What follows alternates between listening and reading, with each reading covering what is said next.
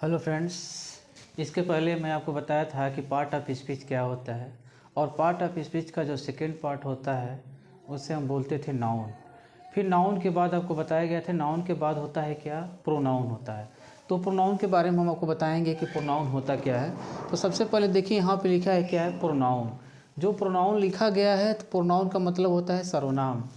A pronoun is a word which is use in place of a noun, यानी जो noun के जगह पर रिप्लेस किया जाता है, जो नाउन के जगह पर जो हम यूज करते हैं उसी को हम क्या बोलते हैं, प्रोनाउन कहा जाता है। उसी को क्या बोलते हैं, प्रोनाउन कहा जाता है। जो प्रोनाउन आपको बताया जा रहा है, जिससे मान लीजिए आपको कह दें कि आप खड़े हो जाइए, आप क्या हो जाइए, खड़े हो जाइए, तो आपका नाम तो क्या है, दूसरा है, लेकिन हम कहते हैं आप खड़े हो जाते हैं, उसके जगह पे हम क्या करते हैं, उसी को बोलते हैं क्या, प्रोनाउन। जैसे मान लीजिए हम कहते हैं तुम खड़े हो जाओ, यू क्या है, तुम खड़े हो जाओ, लेकिन तुम्हारा नाम तुम नहीं है, तुम्हारा नाम क्या है, दूसरा है। तो नहीं कह रहा है कि जहाँ पे हम नाउन के जगह प्रयोग करते हैं, नाउन को हम क्या करते हैं, रिप्लेस कर देते हैं। सपोज दैट के नाउन को क्या करते हैं, रिप्लेस करते हैं। नाउन के जगह जो प्रयोग करते हैं उसी को क्या बोलते हैं, प्रोनाउन।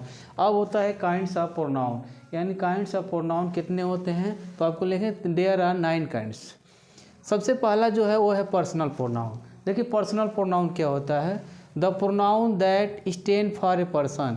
कह रहा है पर्सनल प्रोनाउन वह होता है जो व्यक्ति के लिए, यानी व्यक्ति के लिए जो प्रयोग किया जाता है उसी को बोलते हैं क्या, पर्सनल प्रोनाउन। एग्जाम्पल में लिखा गया I, we, they, you, he, she, it, ये सभी किस में आते हैं, पर्सनल प्रोनाउन में आते हैं। सब किस में आएंगे, पर्सनल प्रोनाउन में आएंगे। फिर उसके बाद आपने देखा है कि रिफ्लेक्सिव प्रोनाउन, सेकेंड जो होता है क्या होता है, रिफ्लेक्सिव प्रोनाउन होता है। तो रिफ्लेक्सिव प्रोनाउन का मतलब जहाँ पे सेल्फ का प्रयोग किया जाए, जिस वर्ड में, जिस सेंटेंस में, जिस वाक्य में सेल्फ लिखा हो उसी को हम बोलते हैं क्या, रिफ्लेक्सिव प्रोनाउन। जैसे my self, it self, her self, तो इस सभी जितने भी है वो सब क्या होते हैं, रिफ्लेक्सिव प्रोनाउन होता है। यानी जिस वर्ड में, जिस शब्द में सेल्फ जुड़ा हो उसी को बोलते हैं क्या, रिफ्लेक्सिव प्रोनाउन। फिर नंबर 3 जो लिखा है इम्फैटिक प्रोनाउन। देखिए सेल्फ इसमें भी होता है, सेल्फ तो हम इसमें भी बताते हैं, लेकिन सेल्फ के साथ सेल्फ भी होता है, लेकिन बट इम्फेसिस वो सेंटेंस को बल देने के लिए कार्य करता है। जो सेंटेंस होता है उसे हम बल देने के लिए कार्य करते हैं, यानी हम फोर्स करते हैं उसको, इम्फेसिस कर सकते हैं, उसी को बोलते हैं क्या, इम्फैटिक।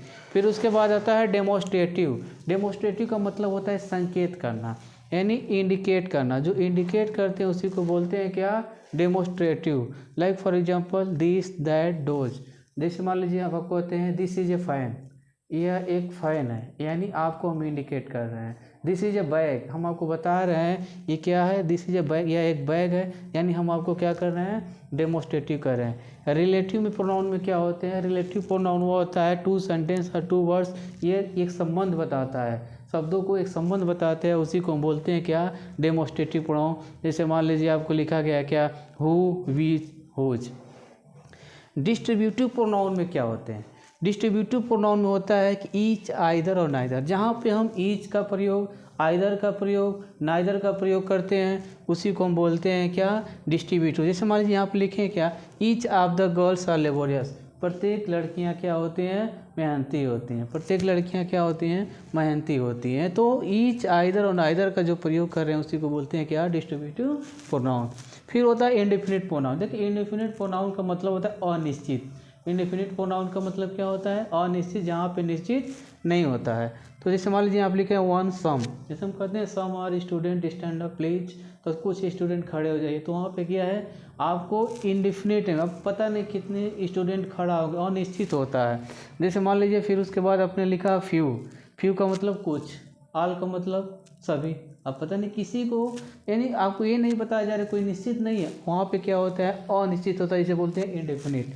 फिर होता है इंटरोगेटिव। इंटरोगेटिव में आपको पता होगा आज द क्वेश्चन, ये सिर्फ प्रश्न पूछने का कार्य करता है, इसको उत्तर नहीं पता होता है, उसी को बोलते हैं क्या, इंटरोगेटिव। जैसे मान लीजिए व्हाट आर यू डूइंग, तुम क्या कर रहे हो, तो क्या हो गया, इंटरोगेटिव। रेसिप्रोकल का मतलब क्या होता है, each other, one another. जैसे मान लीजिए दे हेल्प ईच अदर, कह रहा है रेसिप्रोकल। देखिए रेसिप्रोकल का मतलब क्या होता है, उल्टा। जैसे मान लीजिए इस तरह समझिए आप, जैसे मान लीजिए आप Radha and Krishna love each other, Radha और Krishna love each other, Radha और कृष्णा एक दूसरे से बहुत प्रेम करते हैं, वहाँ पे हम क्या बोल सकते हैं, रेसिप्रोकल प्रोनाउन। तो ये देखें कि ये प्रोनाउन है, प्रोनाउन का आप कितने काइंड्स हैं सभी के बारे में बता दिया गया है। अगर इसको आप किसी भी तरह से कमेंट में अगर बताना चाहते हैं, अगर आप इसको जानते हैं कि कोई भी अगर प्रॉब्लम इसमें होती है, तो आप हमारे नंबर पे क्या कर सकते हैं, पूछ सकते हैं, कमेंट करके पूछ सकते हैं कि कैसे क्या होगा।